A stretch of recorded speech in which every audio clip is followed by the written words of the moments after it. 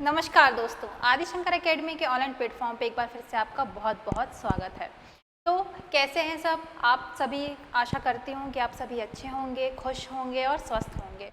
तो आज की हम अपनी क्लास स्टार्ट करते हैं। अपनी क्लास स्टार्ट करने से पहले हमने जो बायोलॉजी का जो सेक्शन है उसमें से जो हमने सेल टॉपिक उठाया था उसमें से हमने लगभग मतलब 70% हमने कवर कर चुका है। हमने पहली क्लास में देखा था कि विज्ञान क्या होता है, विज्ञान की शाखाएं कितनी होती हैं। फिर हमने देखा था कि सेल क्या है, कोशिका क्या है, कोशिका की खोज किसने की है, मृत कोशिका की खोज किसने की, जीवित कोशिका की खोज किसने की, अलग अलग वैज्ञानिकों ने अपने कोशिका सिद्धांत दिए। उसके बाद हमने अपनी आगे क्लास में बात किए थे कि कोशिका के प्रकार कितने होते हैं, कोशिका की आकृति कैसी होती है। तो हमने देखा था कि भिन्न भिन्न कोशिकाओं की आकृति भिन्न भिन्न होती है और उनके कार्य भी क्या होते हैं, अलग अलग होते हैं। जैसे कि मनुष्य में जितनी भी कोशिकाएं पाई जाती हैं, जितने भी अंगों में अलग अलग प्रकार की जितनी भी कोशिकाएं पाई जाएंगी, उन सभी के जो कार्य होंगे वो क्या होंगे, अलग अलग या भिन्न भिन्न प्रकार के होंगे। इसके बाद हमने बात किया था कि कोशिकाएं कितने प्रकार की होती हैं। तो हमने देखा था कि कोशिका मुख्यतः दो प्रकार की होती है, प्रोकैरियोटिक कोशिकाएं और यूकैरियोटिक कोशिकाएं। प्रोकैरियोटिक कोशिकाएं जो क्या होती हैं, जो अल्प विकसित होती हैं और ये सबसे पहले कोशिकाएं हैं जो आई हैं इस ब्रह्मांड में और या फिर इस पृथ्वी में।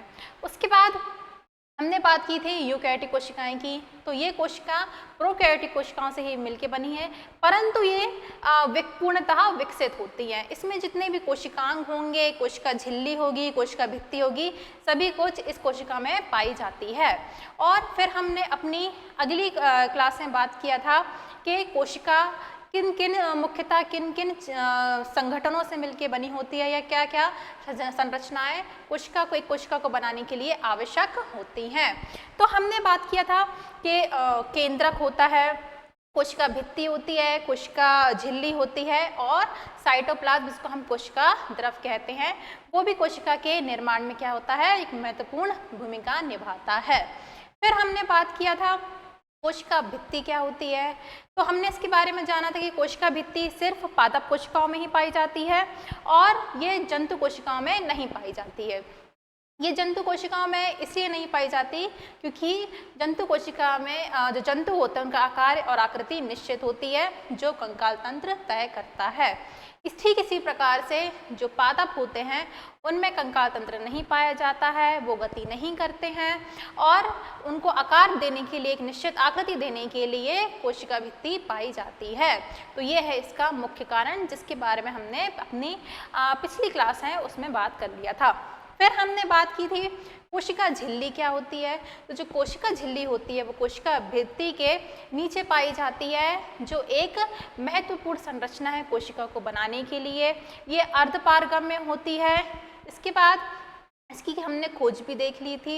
ये भिन्न भिन्न प्रकार के घटकों से मिलकर बनी होती है, इसका रासायनिक संगठन भी हमने देख लिया था और यह प्रोटीन एवं लिपिड की बनी होती है, हमने इसके बारे में बात कर ली थी। इसमें प्रोटीन और लिपिड की व्यवस्था कैसी होती है, ये भी व्यवस्था समझाने के लिए अलग अलग वैज्ञानिकों ने अलग अलग अपने मॉडल प्रस्तुत किए। तो सबसे पहले जो मॉडल प्रस्तुत किए थे वो थे डैनियल और डेफसन, और जो दूसरा मॉडल प्रस्तुत किया था उनका नाम था सिगर एवं निकोलसन। इन्होंने अपना अलग अलग मॉडल अलग अलग तरीके से प्रस्तुत किया और कंक्लूजन ये निकला कि जो कोशिका झिल्ली होती है वो प्रोटीन लिपिड की बनी होती है। यह बाइलेयर होती है जिसमें प्रोटीन, लिपिड एवं कोलेस्ट्रॉल के अणु पाए जाते हैं। फिर यहाँ हमारा कोशिका झिल्ली तक हो गया था। फिर हमने पिछली कक्षा में यानी कि कल की कक्षा में हमने बात की थी कि कोशिका द्रव या साइटोप्लाज्म में क्या होता है।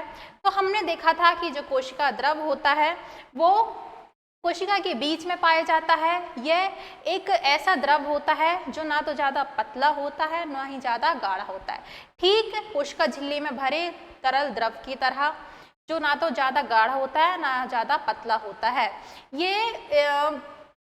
ये इसकी आकृति इसके कारण जो कोशिका होती है वो क्या होती है, लचीली होती है, मतलब फ्लेक्सिबल होती है। फिर इसमें हमने बात की थी कि इसमें बहुत सारे कोशिकांग क्या होते हैं, डूबे रहते हैं या इसमें तैरते रहते हैं। इसका हमने संगठन भी देख लिया था कि ये जल, शर्करा, अमीनो एसिड्स, ऐसे बहुत से संगठनों से मिलके ये बना होता है। और उसके बाद हमने इसमें ये भी चीज़ देख लिया था कि इसमें कोश का विभाजन भी होता है, जिसको हम साइटोकाइनेसिस बोलते हैं, जो हम कोश का विभाजन वाले चैप्टर में अच्छे से इसके बारे में देखेंगे। ठीक है, तो यहाँ तक हमने देख लिया था और आज हम बात करेंगे, एक छोटा सा टॉपिक स्टार्ट कर रहे हैं इसी चैप्टर के अंतर्गत, जिसका नाम है कोशिकांग। यहाँ से हम अपने कोशिकांगों के बारे में पढ़ेंगे। जितने भी कोशिका में कोशिकांग होते हैं उनके बारे में हम देखेंगे एक एक करके, और इनके बारे में डिटेल में हम आपको बताएंगे कि क्या, कौन से कोशिकांग क्या क्या कार्य करते हैं, इनकी संरचना कैसे होती है, इनके रासायनिक संगठन क्या होते हैं। तो चलिए शुरू करते हैं आज की क्लास।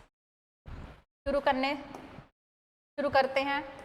तो आज हम देखेंगे कोशिकांग के बारे में।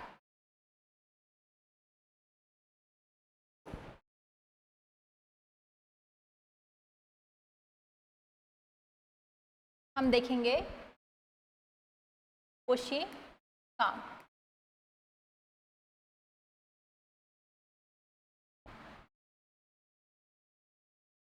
कोशिकांग तो हम ऑर्गेनेल्स भी बोलते हैं। कोशिकांग, कोशिकांग के बारे में बात करें, यह कोशिका में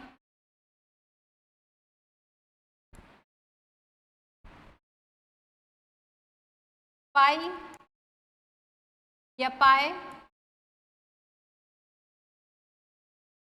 जाने वाले ऐसे अंग होते हैं जो कोशिका के भीतर,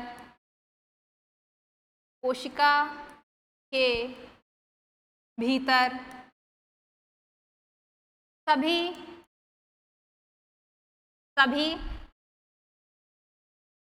जैविक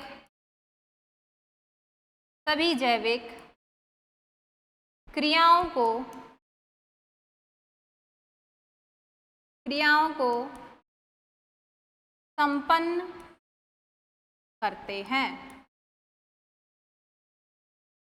तो कोशिकांग के बारे में हमने क्या देखा कि यह कोशिका में पाए जाने वाले ऐसे अंग होते हैं जो कोशिका के भीतर सभी जैविक क्रियाओं को क्या करते हैं, संपन्न करते हैं।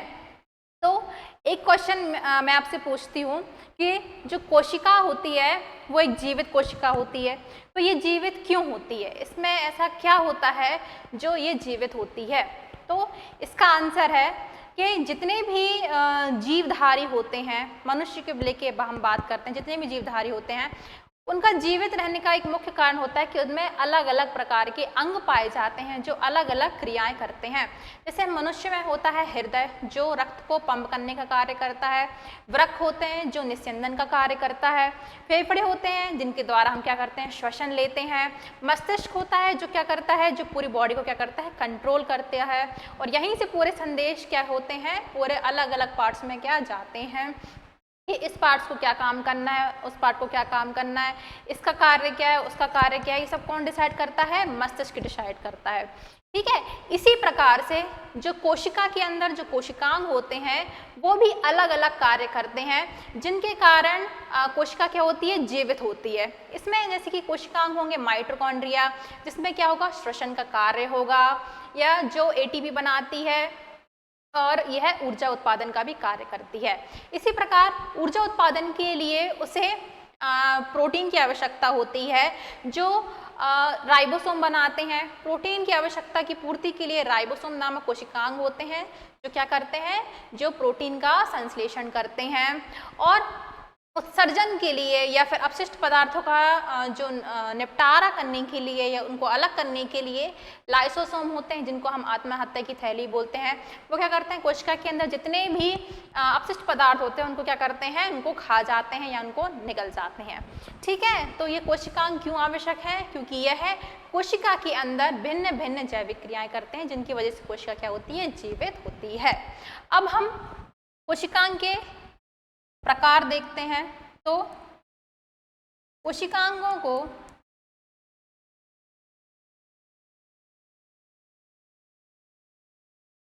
कोशिकांगों को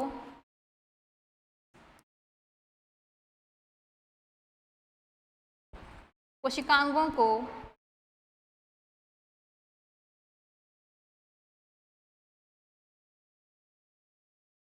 तीन भागों में विभाजित किया गया है। कितने भागों में विभाजित किया गया है? 3 भागों में कोशिकांगों को विभाजित किया गया है। तो पहला देखते हैं हम, झिल्ली रहित कोशिकांग।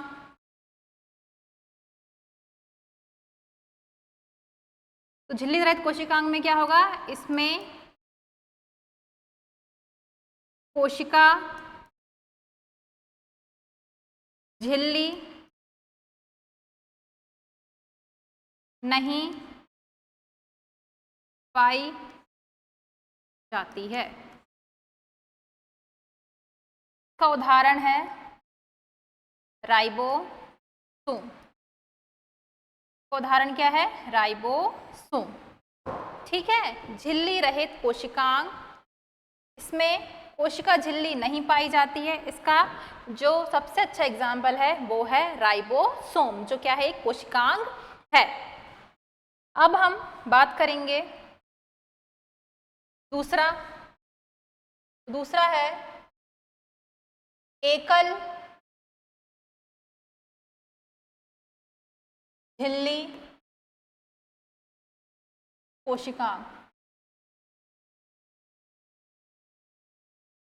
एकल झिल्ली कोशिकांग, इसमें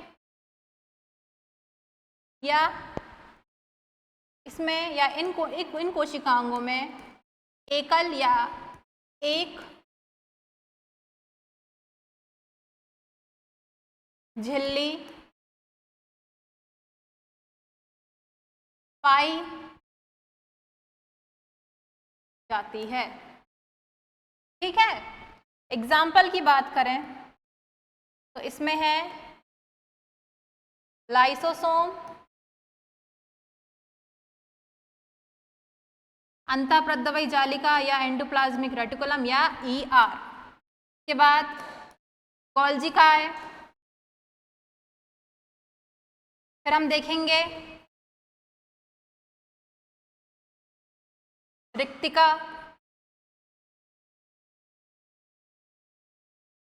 तो ये ऐसे कोशिकांग होते हैं जिनमें एकल झिल्ली नुमा संरचना पाई जाती है या एकल झिल्ली में पाई जाती है। इसके बाद हम बात करेंगे अपने तीसरे प्रकार की। तो तीसरा प्रकार है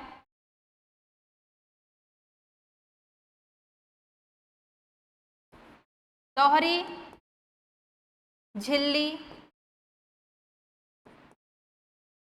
युक्त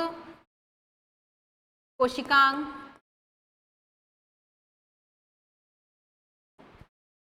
दोहरी झिल्ली युक्त कोशिकांग, यह कोशिकांग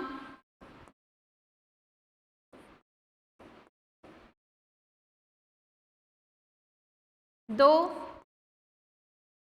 झिल्लियों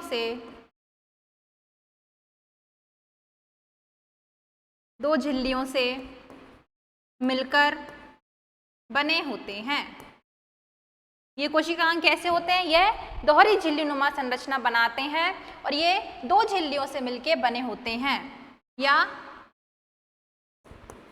यह बाइमेम्ब्रेन कोशिकांग होते हैं या बाई मेम्ब्रेन ऑर्गेनेल्स होते हैं। इनके एग्जाम्पल देखते हैं हम। इसका एग्जाम्पल है केंद्रक, माइटोकॉन्ड्रिया,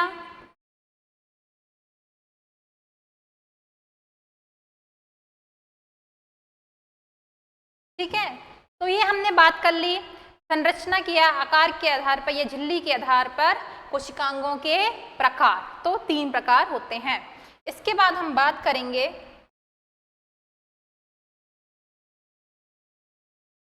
पहला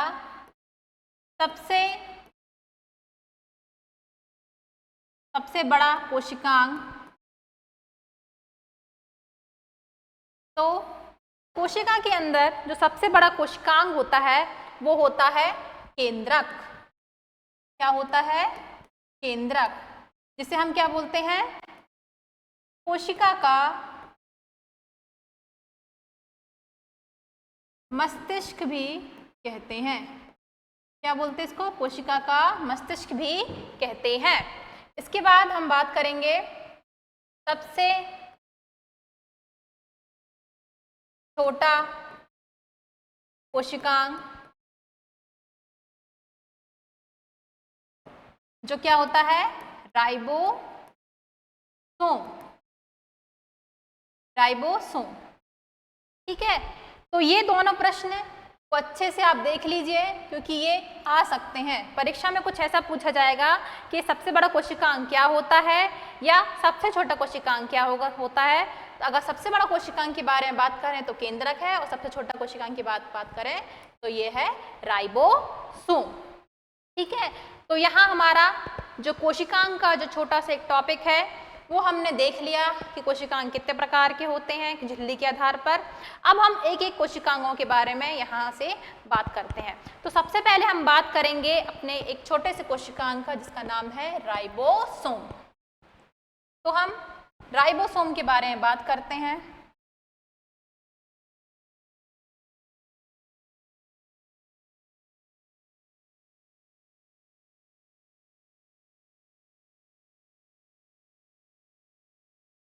तो हम बात करेंगे राइबोसोम की।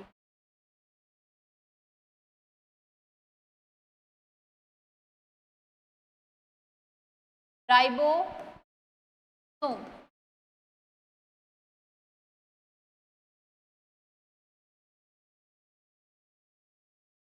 राइबोसोम तो राइबोसोम क्या होता है?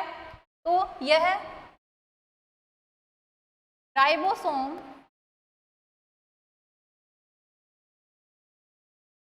थोड़ा सा इसके बारे में बात करते हैं। तो राइबोसोम कोशिका के भीतर पाई जाने वाली छोटा सा या सबसे छोटा कोशिकांग होता है, जो क्या करता है? जो प्रोटीन संश्लेषण का कार्य करता है। कोशिका के लिए, कोशिका को कार्य करने के लिए प्रोटीन की आवश्यकता होती है, जो उसे राइबोसोम क्या करता है? प्रोवाइड करता है या उसे बनाता है, ठीक है। तो राइबोसोम क्या है? यह है प्रोटीन, यह प्रोटीन संश्लेषण का कार्य करते हैं, जिस कारण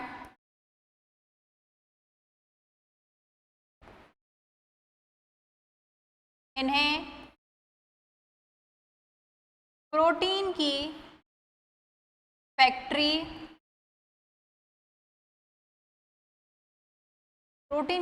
भी कहा जाता है। इन्हें क्या बोलते हैं हम?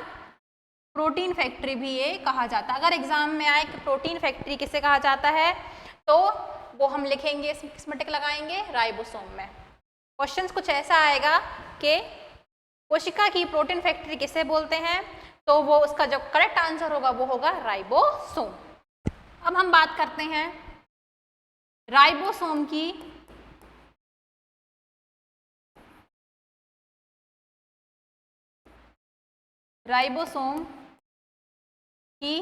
खोज।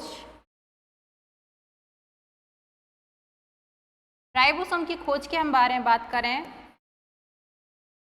तो सन 1950 में जॉर्ज एमिल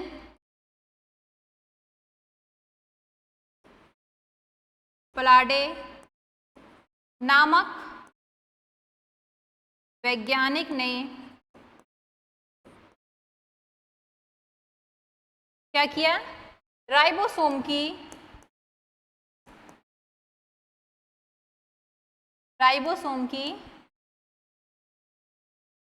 खोज की।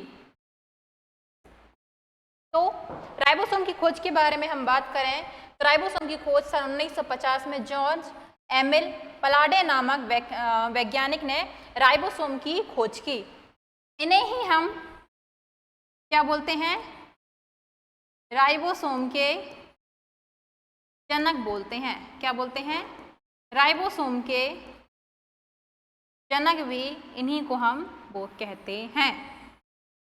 तो यहाँ हमने बात कर ली कि राइबोसोम की परिभाषा क्या है, राइबोसोम की खोज किसने की। अब हम इसके बाद बात करेंगे कि राइबोसोम किन किन चीज़ों से मिलके बने होते हैं। तो इनका हम संगठन की बात करें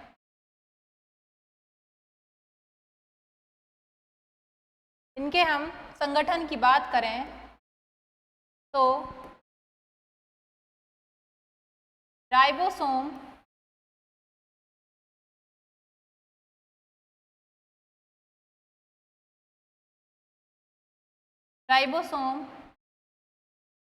आरएनए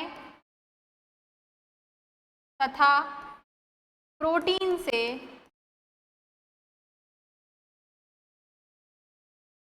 मिलकर बने होते हैं। किस से मिलकर बने होते हैं, प्रोटीन से मिलकर बने होते हैं। तो जो राइबोसोम होते हैं वो किस से मिलकर बने होते हैं, प्रोटीन से मिलकर बने होते हैं। अब हम राइबोसोम के प्रकार के बारे में बात करते हैं, आकार के बारे में बात करते हैं। तो राइबोसोम किस से मिलकर बना होता है। तो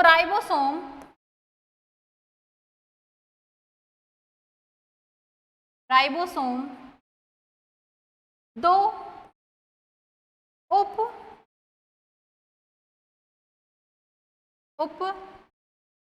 इकाइयों से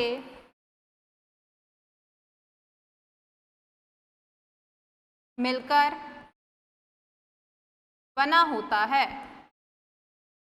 किस से मिलकर बना होता है, राइबोसोम दो उप इकाइयों से मिलकर बने होते हैं। पहला है छोटी इकाई या छोटी उप इकाई,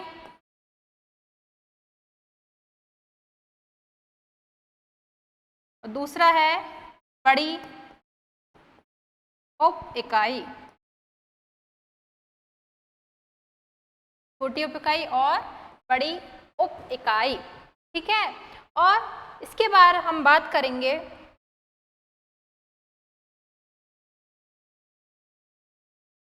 इसके बाद हम बात करते हैं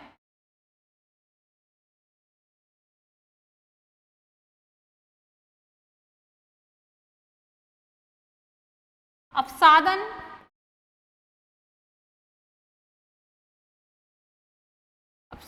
गुणांक के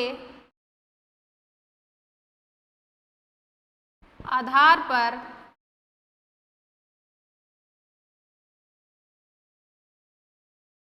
राइबोसोम के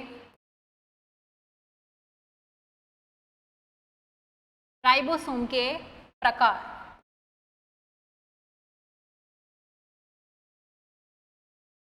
तो हम बात करेंगे अपसादन गुणांक के आधार पर राइबोसोम के प्रकार। आपने ये तो पहले मैंने आपको बता दिया था कि जो यूकैरियोटिक कोशिकाएं और जो प्रोकैरियोटिक कोशिकाएं होती हैं दोनों में ही क्या होते हैं, राइबोसोम पाए जाते हैं। ये चीज़ आपको मैंने पहले क्लियर किया था। इसके बाद हम बात करेंगे, एक मन में आपके प्रश्न उठ रहा होगा कि अपसादन गुणांक क्या होता है। तो जो अपसादन गुणांक होता है उसको हम एस से डिनोट करते हैं, जो एक क्या है, स्वेड वर्ग इकाई है। तो पहले हम बात करेंगे अपसादन गुणांक की। अपसादन गुणांक क्या होता है? अपसादन गुणांक किसी कण को जब किसी द्रव में तेजी से घुमाया जाता है तो उस कण के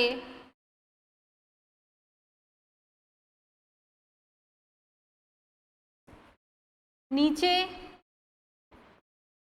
आने की दर को क्या बोलते हैं हम? अपसादन गुणांक कहते हैं। क्या बोलते हैं उसे हम? अपसादन गुणांक कहते हैं। अपसादन गुणांक को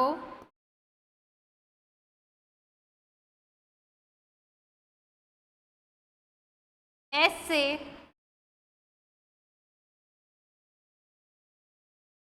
से दर्शाते हैं, जिसे स्वेडवर्ग इकाई में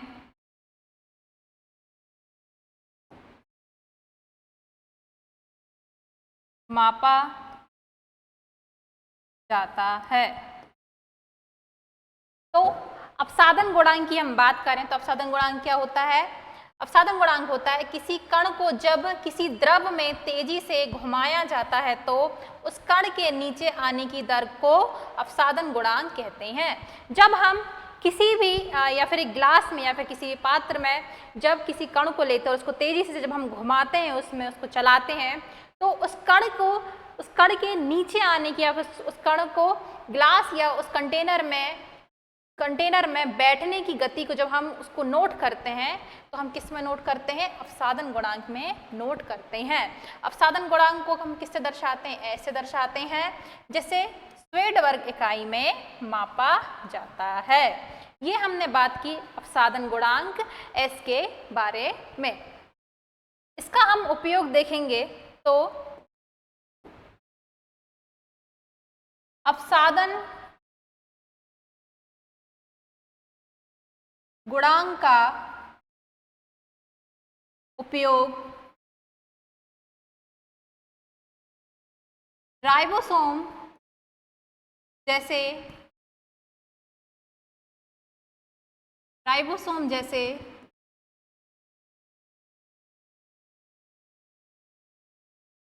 कोशिकांग की पहचान तथा उसकी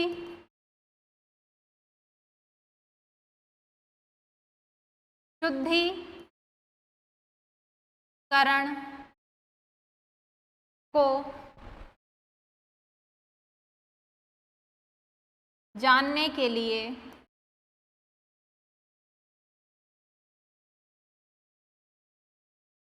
करते हैं। तो अपसादन गुणांक का हम उपयोग कहाँ करते हैं?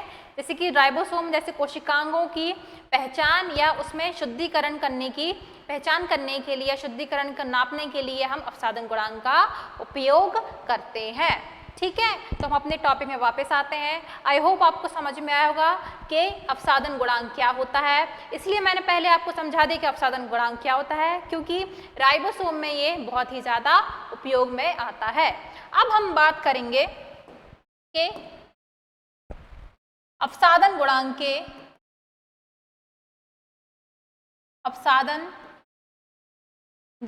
के आधार पर कोशिकांग राइबोसोम के प्रकार के आधार पर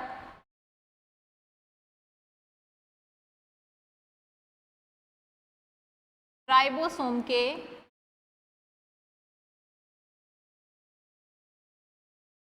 प्रकार। तो अपसादन गुणांक के आधार पर राइबोसोम को दो भागों में विभाजित किया गया है, या अपसादन गुणांक के आधार पर राइबोसोम दो प्रकार के होते हैं। पहला है 70S राइबोसोम, कौन सा है? 70S ribosome. जो 70S राइबोसोम होते हैं वह प्रोकैरियोटिक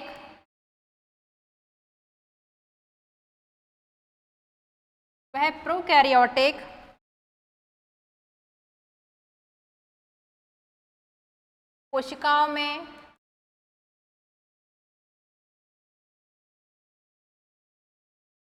में पाए जाते हैं।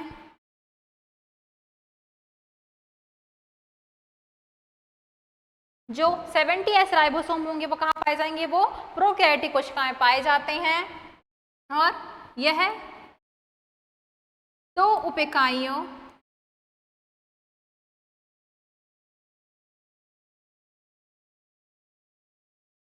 जो यह दो उपिकाइयों से मिलकर बने होते हैं। किन किन से मिलके बने होते हैं? ये दो उपिकाइयों से मिलके बने होते हैं। तो ये किन किन इकाइयों से मिलके बने होंगे? 50S plus 30S। 50S plus 30S दो उपिकाइयों से मिलकर यह बने होते हैं। इनकी हम संरचना की बात करें तो ये कुछ ऐसे होंगे।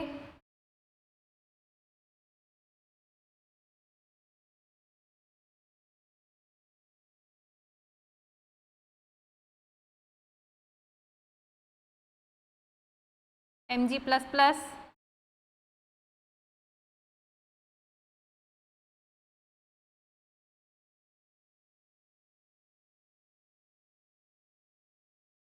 ये होगी 30S और ये होगा 50S। ये होंगे 70S राइबोसोम। तो ये दो उपिकाइयों से मिलके बने होते हैं और ये कहाँ पाए जाते हैं? ये प्रोकैरियोटिक कोशिका में पाए जाते हैं। इनकी दो उपिकाई कौन सी होंगी? 50S plus 30S। S के बारे में या अपसादन गुणांक के बारे में हमने अभी बात कर ली कि अपसादन गुणांक क्या होते हैं। इसके बाद हम इनका क्या देखेंगे? संरचना देखेंगे। तो इसमें एक उपिकाई होती है कौन सी? 30S जो छोटी होती है। उसके बाद होती है जो दूसरी वो होती है 50S जो क्या होती है? बड़ी होती है। इन दोनों को जोड़ने के लिए मैग्नीशियम या Mg++ होता है जो इनको क्या करता है? जोड़ने का कार्य करता है।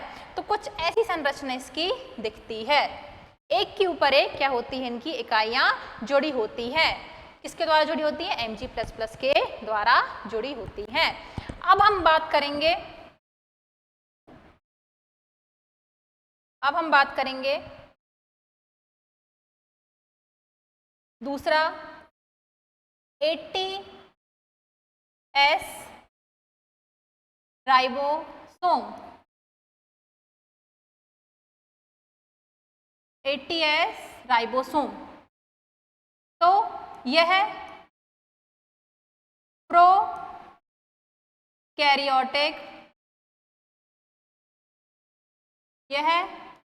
प्रोकैरियोटिक कोशिकाओं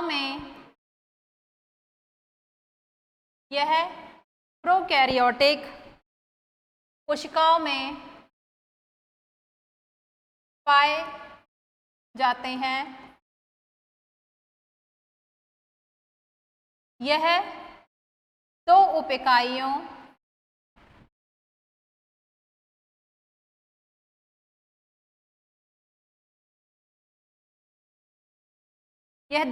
से मिलकर बने होते हैं। वो कौन कौन सी होती हैं? 60S plus 40S। कौन कौन सी इकाइयों से मिलकर बने होते हैं? 60S plus 40S। तो जो 60S होता है या जो 40S होता है, पहला कौन सा होगा? 40S जो छोटी उपिकाई होगी प्लस 60S जो क्या होगी, बड़ी इकाई होगी। ये कौन सी है, ये है 40s और दूसरा है 60s। ये दोनों भी किससे जुड़े होते हैं, mg प्लस प्लस से ये जुड़ जाते हैं और ये कुछ ऐसे दिखते हैं। ये है 80s राइबोसोम। कौन से हैं ये है 80s राइबोसोम। ये कहाँ पाए जाते हैं, ये पाए जाते हैं प्रोकैरियोटिक कोशिकाओं में पाए जाते हैं, और ये है प्रोकैरियोटिक, सॉरी ये है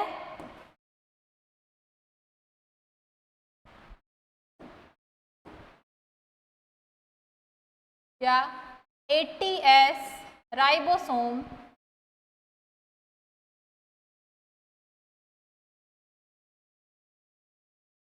70s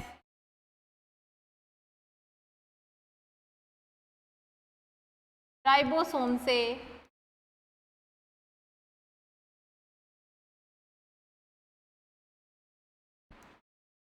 बड़े होते हैं। क्या बताया मैंने कि जो 80s राइबोसोम होते हैं वो 70s राइबोसोम से क्या होते हैं, बड़े होते हैं। जो 70s राइबोसोम होंगे वो क्या होंगे, वो बड़े होंगे, और जो आकार में, और जो बड़े जो 80s राइबोसोम हो वो क्या होंगे, आकार में बड़े होंगे। इसके बाद हम बात करें कि राइबोसोम का जो आकार है वो कितना होता है, तो वो होता है 250 डिग्री एंगस्ट्रॉम। क्या होता है ये आकार, राइबोसोम का आकार कितना होता है, 250 डिग्री एंगस्ट्रॉम। ये हमने बात कर ली आकार की और राइबोसोम 70s राइबोसोम और 80s राइबोसोम के बारे में। इसके बाद हम बात करेंगे कि राइबोसोम जो जिसका मुख्य कार्य क्या है, प्रोटीन संश्लेषण का कार्य है। तो यह प्रोटीन संश्लेषण या प्रोटीन कैसे बनाता है, तो ये क्या करता है, यह कार्य की बात करें हम तो राइबोसोम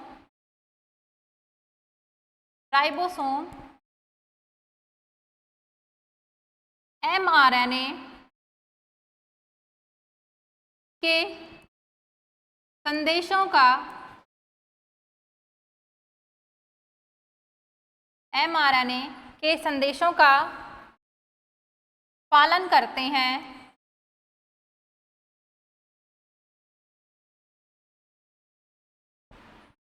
तथा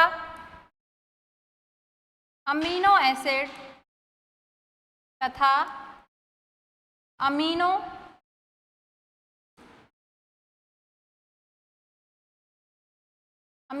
अम्ल से या अमीनो अम्लों को जोड़कर प्रोटीन की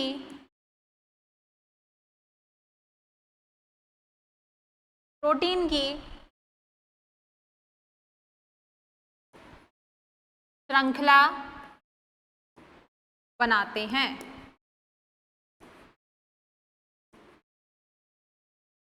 तो राइबोसोम का कार्य क्या होता है, वह mRNA के संदेशों का पालन करते हैं। mRNA क्या होता है, mRNA मैसेंजर RNA होता है। ये क्या करता है, ये मैसेज ये संदेशों को एक स्थान से दूसरे स्थान तक ले जाता है। तो राइबोसोम क्या करता है, mRNA को संदेशों को ग्रहण करेगा और वह अमीनो एसिड्स को क्या करेगा, एक साथ श्रृंखला में जोड़ेगा और प्रोटीन का निर्माण करता है। तो जो प्रोटीन होते हैं वो किससे मिलकर बने होते हैं, वो अमीनो एसिड से मिलकर बने होते हैं। तो यहाँ हमारा जो छोटा सा टॉपिक था राइबोसोम का वो खत्म होता है। हमने यहाँ पे राइबोसोम की पूरी बात कर ली है कि राइबोसोम क्या होता है, राइबोसोम को प्रोटीन की फैक्ट्री क्यों बोलते हैं, राइबोसोम का आकार एवं प्रकार कैसा होता है, इसका संगठन कैसा होता है, ये किन किन चीज़ों से मिलके बना होता है। तो आज की क्लास के लिए इतना ही। अगली क्लास में हम पढ़ेंगे अंतःझिल्लिका तंत्र के बारे में, ये क्या होता है। और आप लोगों का बहुत बहुत धन्यवाद कि आप लोगों ने हमारी जो पिछली वीडियो थी वो देखा और इसमें से आपको बहुत कुछ समझने को मिला होगा, बहुत कुछ सीखने को मिला होगा, जिससे आपको आने वाली जो आगामी परीक्षाएं हैं उनको उनमें आपको जो बहुत ज़्यादा हेल्प मिलेगी। तो एक बार फिर से आपका बहुत बहुत धन्यवाद। Thank you so much. अगर आपको वीडियो पसंद आई तो वीडियो को लाइक करें, शेयर करें एंड कमेंट करें और हमारे चैनल को सब्सक्राइब करें। जय हिंद, जय भारत।